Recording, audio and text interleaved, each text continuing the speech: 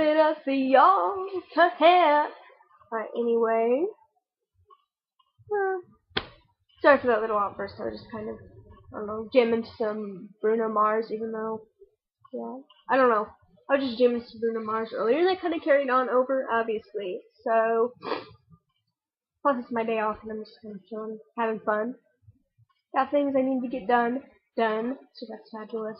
Anyway, I kind of just wanted to tell you all, kind of like something that I was thinking about into the wee hours of the night last night. Like, for all, like, it's probably like 3 this morning when I finally got sleep after thinking about this. Because, I don't know, for me it's kind of, like, a big step when it comes to realization. As to, I don't know, future plans. I don't know. But anyway, basically, for the past 6 months or so, I've been talking, like, I've been going to vocational rehab and talking with one of, I don't know what you call her, like a social worker? I'm not sure at all. But, I've been talking to her, about different things, and originally I was, vocation-wise, and originally I was planning on getting some higher education to become a certified dog groomer or dog trainer.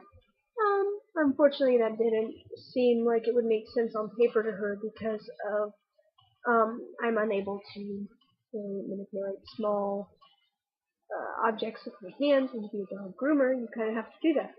And she thought groomer would be like more likely than even a trainer, and I was like, okay, whatever, because there's no schools around here at all for dog training, and I don't even know, like, I think Arizona has one, but I'm in Indiana. What the hell? Anyway, because of my mild cerebral palsy, it was kind of, she seemed kind of like, it was kind of just a weary thing, and because the state would be, basically funding it, the education, then she thought, well, I couldn't make it make sense on paper. What I did was I came back home and I wrote a list of different, possible vocations that I thought would be likely that I would be able to pursue. And guess what? I wrote down things I don't know. I wrote down basically everything I could think of, and that included I don't know, a whole bunch of stuff like set designer. But there was a common trend in that revolved around design and some art. But so basically what I came up with was a whole bunch of stuff, and she looked at it, she's like, well, I'm going to do some research on each of these different careers, and I'm going to see, based on what I know in your paperwork and your files and everything, what I think would be best match for you and the most lucrative thing for you to pursue. So she sent me an email, and it said, based on all of the factors that I've had to take into consideration, and all of that, she said either set designer, interior designer, or fashion designer would be awesome for me to pursue. And so I am really, really excited, because that means that I get to go to college, and it's kind of like a free education, because I'm getting funded by the state for it. So basically what I'm going to do, I'm hopefully going to go to, not sure what college, but I'd like to go to IPFW. But we'll see. I basically don't have any say in that matter, but it takes a bachelor's degree. And I think, personally, that I would be really, really, really good at interior fashion design. I think I'd be really good, because, I don't know, I look at a room, I can be anywhere, and I look at a room, and be like, oh, this room could use this, and if I was in control of this room, I would do this. And this is not a room that the room I'm in right now.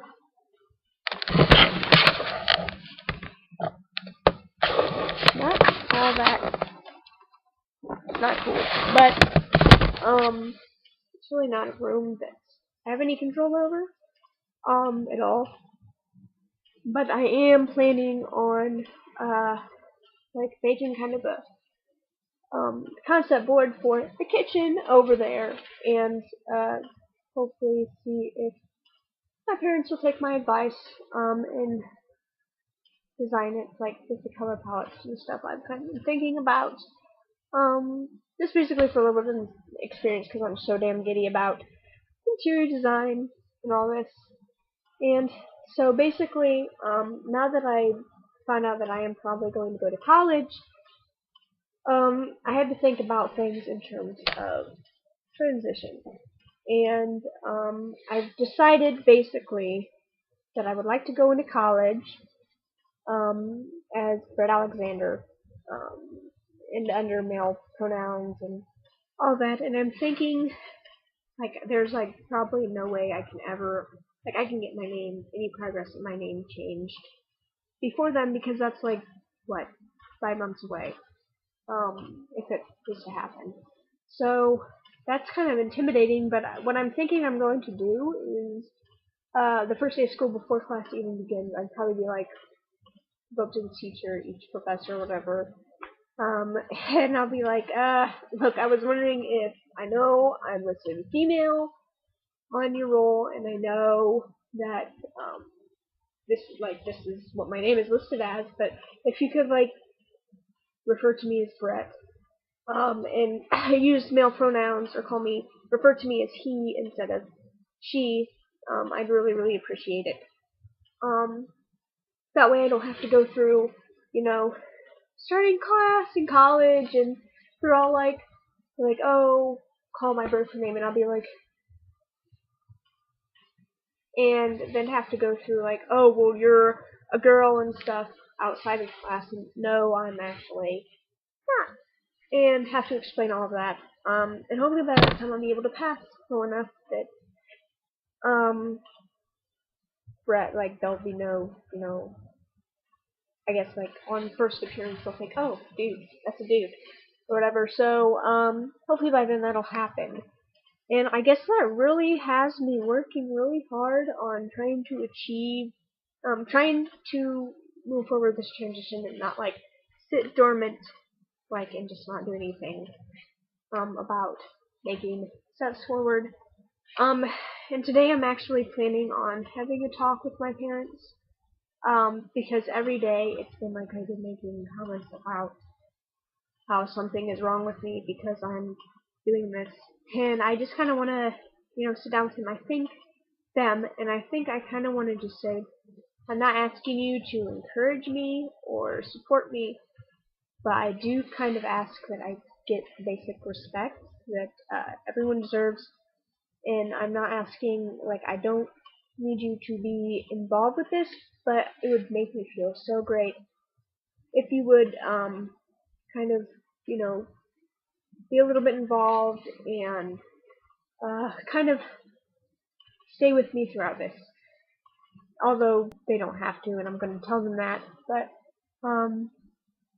that's kind of something that I thinking if the opportunity arises, which it probably will, I'd like to make known to them today. Also, last night I was thinking about, literally, I am not I never articulate how, much I love my parents. I'm someone who's very polite. I'm always like, oh, well, thank you, and always been really polite, really good manners. But I literally can't remember the last time, I was probably, God, maybe kindergarten last time I hugged them, literally. I'm not joking. I just am not a hugger. I also can't remember, it's probably even been then or even before then, that I've ever said I love you to one of them. But I've decided that, it makes me, last night I was kind of thinking on it, because it makes me kind of sad, because, throughout my life, my mom's always been like, love you, have a nice day. So, today, she's probably going to say it, because it just kind of seems like perfunctory almost, but she does, to everyone, in her family, which is really neat. She's kind of been mad at me, but she's kind of getting more chill. She's kind of ignoring things I do towards transition and passing and everything, and just kind of pretending it's not happening, which is fine if it's her way of coping with it. It's not at a point where it needs to be acknowledged, as long as I'm allowed to do what I need to move on with this. And so last night, she said, "Love you, night," and I said, I like didn't say anything because I never do, and I was like halfway up the stairs by that time, but I could hear her.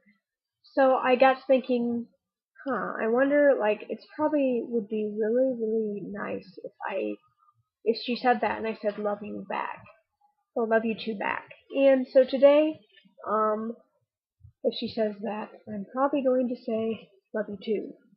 And that should, like, she'll definitely notice it because I don't think she's ever heard me say it. Or in her memory, to remember the last time I said it, like a specific time.